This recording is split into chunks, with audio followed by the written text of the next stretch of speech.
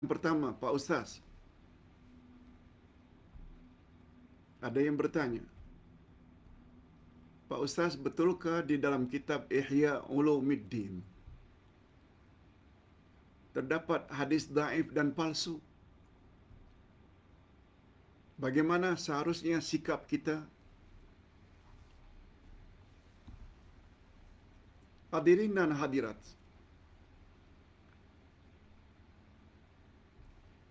kitab karangan manusia, walaupun kitab itu ditulis oleh Syekhul Islam, Hujjatul Islam, Imam Al-Ghazali, kitab karangan manusia bukan Al-Quran.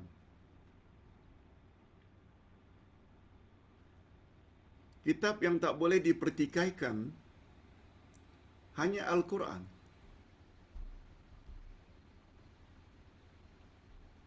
Karena Allah Subhanahu wa taala berfirman pada ayat 2 dari surat Al-Baqarah, "Zalikal kitabu la raiba fi, hudal lil muttaqin."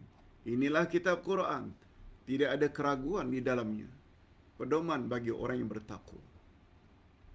Quran saja kitab yang tak boleh dipertikaikan. Semuanya benar belaka. Hadis Nabi pun masih boleh dipertikaikan. Itu sebabnya ada hadis sahih, ada hadis hasan, ada hadis daif, ada hadis palsu. Nah, ketika mengarang kitab Ihya Ulumuddin, ada kebarangkalian Imam Al-Ghazali terlepas pandang tentang derajat hadis. Seorang profesor di UKM telah membuat satu kajian. Beliau dapati terdapat hadis-hadis daif dan hadis-hadis maudhu' di dalam Ihya Ulumuddin.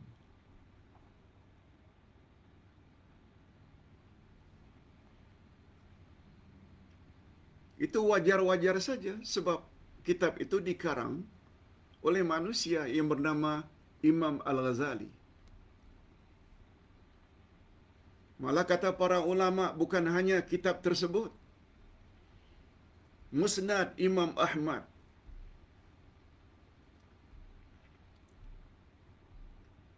dan musnad-musnad yang lain,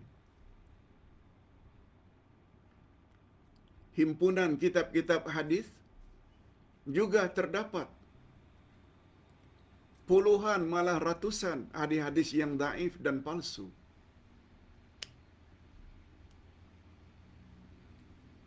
Kita sebagai orang awam kena ikut dan patuh terhadap kajian orang-orang yang memang pakar dalam hadis. Tapi ini kena ingat, bukan bermakna karena ada beberapa hadis yang maudhu', palsu dan daif dalam Ihya Ulumuddin, lalu kita tolak. Bukan itu. Tujuan pengkaji bukan menghina Imam Al-Ghazali. Coba dengar kata-kata Imam Asy-Syafi'i. Apa kata beliau? Andai kata pandanganku kemudian hari ternyata pandangan itu daif, lemah,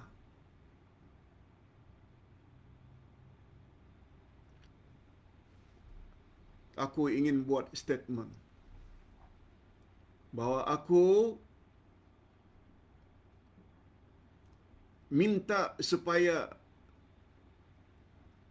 apa yang aku katakan itu jangan diambil. Apa maknanya? Imam Asy-Syafi'i pun tahu kekurangan beliau.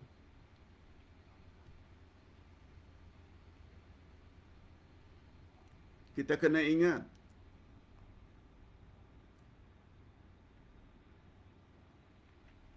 kitab hadis ini dihimpun bermula daripada tahun 300 lebih Sedangkan Imam Asy-Syafi'i lahir tahun 150, meninggal 204. Ketika itu hadis-hadis belum lagi dibukukan. Apalagi dibagi-bagi, ini hadis sahih, ini hadis dhaif, ini hadis maudhu', belum.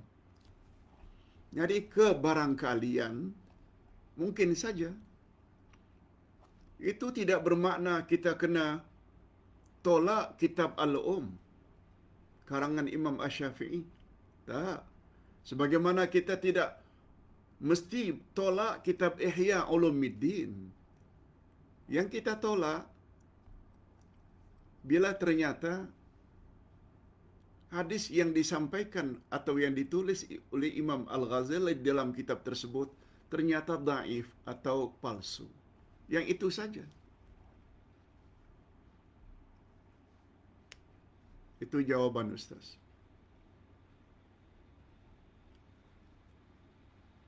Dengan kata lain, kita jangan taklid buta. Itu sebabnya kita perlu belajar. Dan banyak mendengar. Dan ikut mana yang lebih baik. Pak Ustaz, ada satu video yang menyebut bahawa Prince William, kalau tak salah putra mahkota British, anak Diana kalau tak salah, telah memeluk Islam. Apa pandangan Pak Ustaz? Hadirin dan hadirat, ini kerja Allah.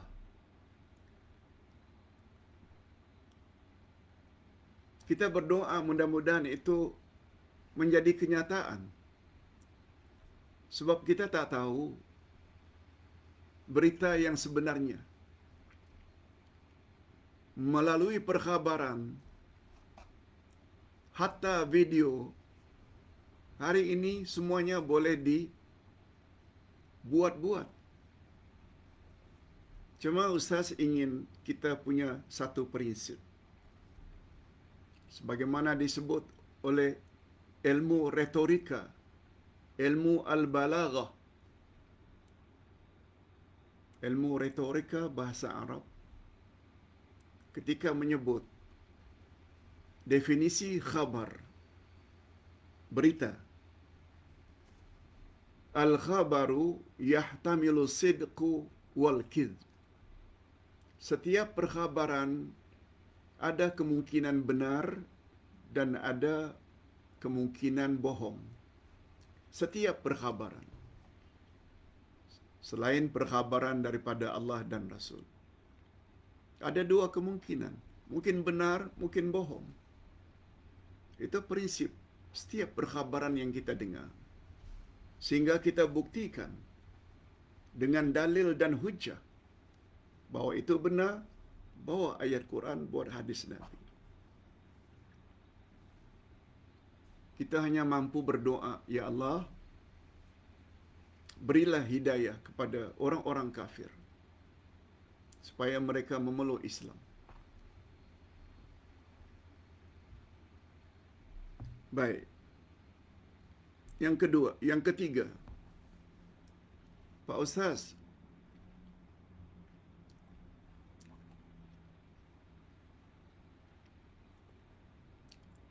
Rasulullah sallallahu alaihi wasallam memberi amaran keras. Duduk di atas kuburan. Sehingga kata Nabi, kamu duduk di atas bara api lebih baik daripada kamu duduk di atas kuburan. Keras. Cuma yang ditanya, betulkah larangan Rasul tersebut yang sangat keras itu? Larangan Nabi dalam hadis tadi, kamu duduk di atas bara api better, khairun, lebih baik daripada duduk di atas kuburan.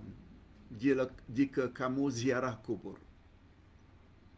Memang secara zahirnya larangan itu sangat keras. Sungguh banyak dari kalangan umat Islam yang tidak dengar barangkali larangan ini. Sehingga banyak orang-orang yang setelah selesai jenazah dikebumikan, diratakan, malah bentang tikar pula di atas kuburan untuk baca talqin. Pak imamnya dan beberapa orang duduk membaca sesuatu, kemudian berdoa dalam keadaan duduk. Padahal dalam hadis yang sahih Nabi larang.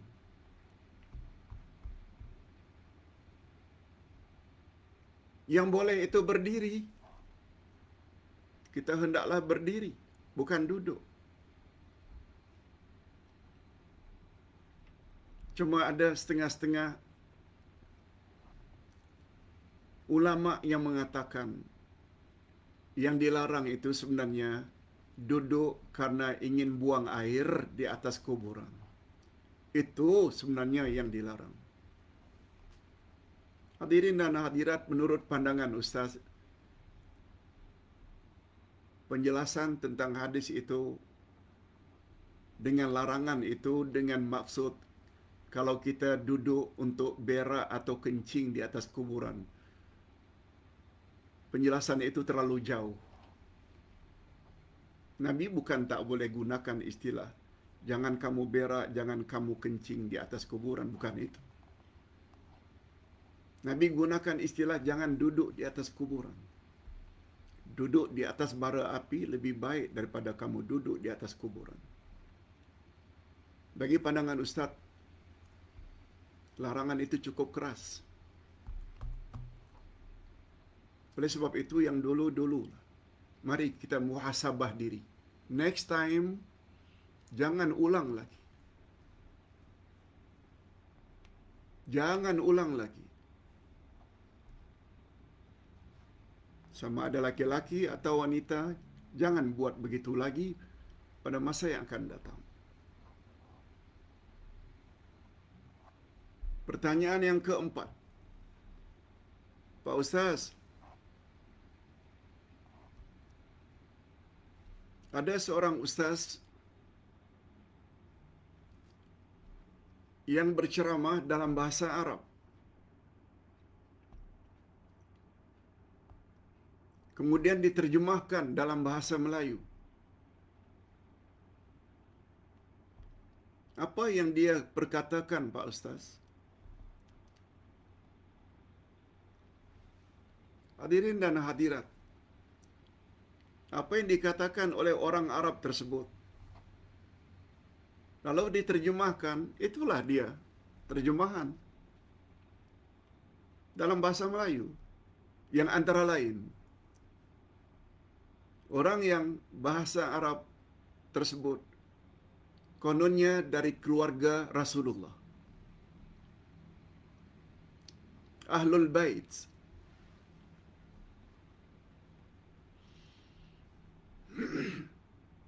Dia katakan dalam bahasa Arab, lalu diterjemahkan, dan betul terjemahannya. Dia mengatakan bahawa Rasulullah itu dicipta daripada nur. Nur dari Allah.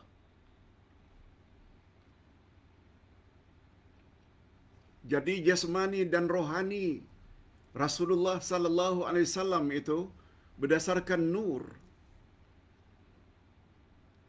Hadirin dan hadirat, mendakwa bahawa manusia hatta Nabi Muhammad dicipta daripada nur, ini pandangan yang salah.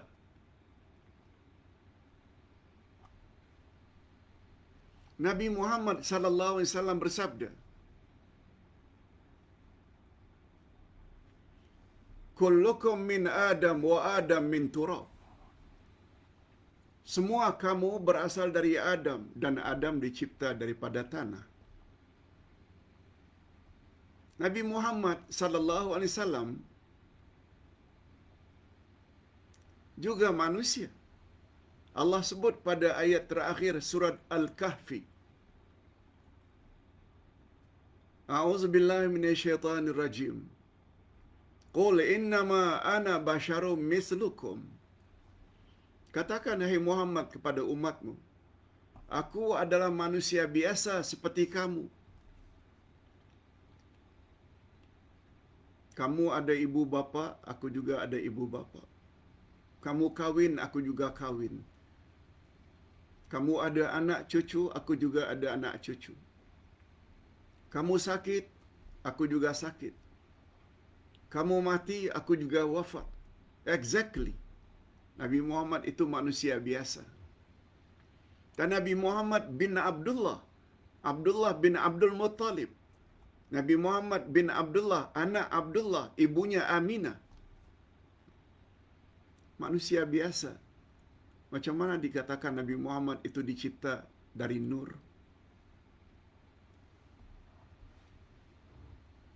Dan kata ulama tafsir dan ulama akidah, riwayat yang mengatakan bahawa manusia termasuk Nabi Muhammad dicipta dari nur bukan hadis yang sahih. Persoalan akidah mesti kembali kepada apa kata Allah dalam Quran dan apa kata Nabi dalam hadisnya yang sahih.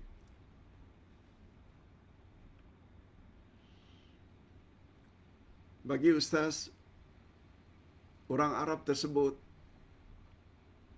mentang-mentanglah dia itu keturunan Nabi Muhammad sallallahu alaihi wasallam, seolah-olah ingin mengatakan aku ini orang suci. Sebab aku berasal daripada Nabi Muhammad. Nabi Muhammad itu dicipta daripada nur.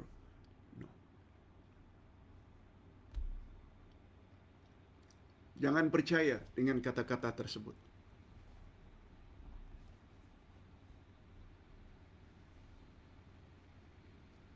Hadirin dan hadirat rahimakumullah. Ada 5 lagi soalan. Ustaz kira cukup sampai di sini dulu. Kita jumpa esok insya-Allah dan esok Ustaz akan jawab soalan-soalan yang berbaki. Sampai di sini dulu, mudah-mudahan ada manfaatnya. Kita akhiri dengan doa. Alhamdulillahirabbil alamin. Wassalatu wassalamu ala asyrafil anbiya'i wal mursalin wa ala alihi wa sahbihi ajma'in. Rabbana zidna ilman nafi'a wa rizqan tayyiba wa amalan mutaqabbala. Ya Allah, tambahkanlah untuk kami ilmu yang bermanfaat, rezeki yang halal baik lagi diberkati, serta amal-amal yang diterima. Ya Allah, pelajaran kami pada hari ini yaitu tentang muhasabah diri adalah sangat baik untuk kami senantiasa ingat.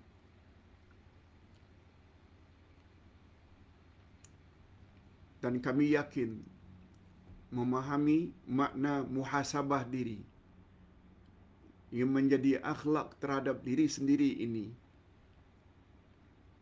Pengetahuan tentang itu termasuk ke dalam ilmu yang sangat bermanfaat.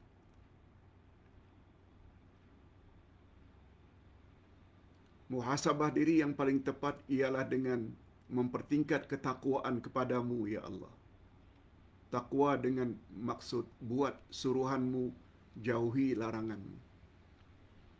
Mudah-mudahan kami layak mendapat fadilat ketakwaan sebagai kesan daripada muhasabah diri kami. Masukkanlah kami ke dalam golongan orang-orang yang mulia di sisimu. Masukkanlah kami ke dalam golongan orang-orang yang layak masuk syurga karena ketakwaan kami. Masukkanlah kami ke dalam golongan orang-orang yang lancar ketika meniti siratal mustaqim, sehingga sampai ke destinasi dan selanjutnya masuk ke dalam syurga. Wa sallallahu ala nabiyyina Muhammad wa ala alihi wa sahbihi ajma'in. Subhana rabbika rabbil izzati amma yasifun. Wa salamun alal mursalin walhamdulillahi rabbil alamin. Subhanakallahumma wa bihamdik. Asyhadu an la ilaha illa anta astaghfiruka wa atubu ilaik. Wassalamualaikum warahmatullahi wabarakatuh.